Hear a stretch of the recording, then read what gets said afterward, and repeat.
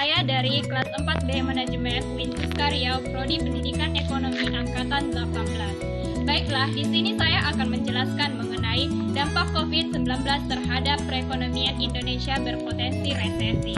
Baiklah, apakah itu resesi? Dan berapa lama resesi akan terjadi? COVID-19, Indonesia berpotensi resesi, dampak ekonomi jauh lebih berat ketimbang krisis moneter 1998. Para pencari kerja di Indonesia bisa kesulitan mencari lowongan pekerjaan dalam beberapa bulan ke depan jika ekonomi memasuki resesi. Pendapatan korporasi dan pelaku usaha juga bisa menurun lantaran berkurangnya daya beli masyarakat, kata seorang pengamat. Menteri Keuangan Sri Mulyani telah 2 kali membeberkan proyeksi pertumbuhan produk domestik bruto atau PDB Indonesia dalam kuartal berjalan dan beberapa kuartal ke depan dan proyeksinya suram. Untuk kuartal 2 yang tengah berjalan sampai akhir Juni 2020, pemerintah Indonesia memproyeksi ekonomi akan menyusut sampai minus 3,8%.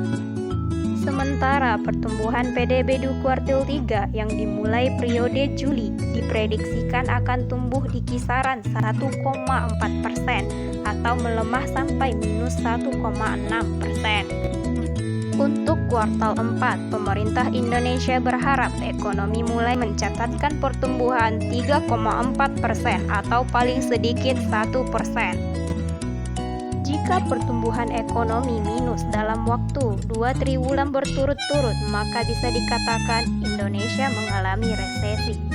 Menurut Direktur Institute for Development of Economics and Finance atau INDEF, Eni Sri Hartati, dampak dari resesi yang berpotensi paling dirasakan masyarakat adalah sulitnya mendapatkan lapangan pekerjaan, disusul dengan jatuhnya daya beli masyarakat karena berkurangnya pendapatan.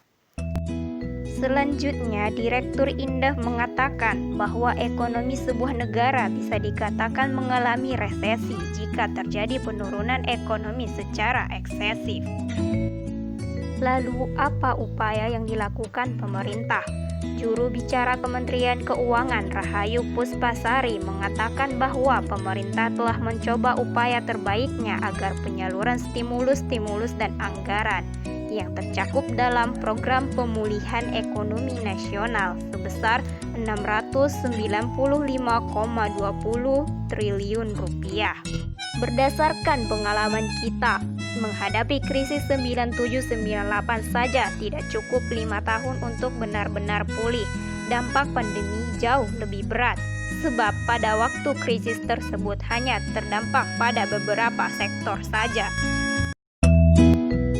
Sekian penjelasan dari saya. Kurang dan janggalnya saya minta maaf. Jika dapat kata yang salah, saya duluan minta maaf. Wabillahi taufiq wal hidayah. Wassalamualaikum warahmatullahi wabarakatuh.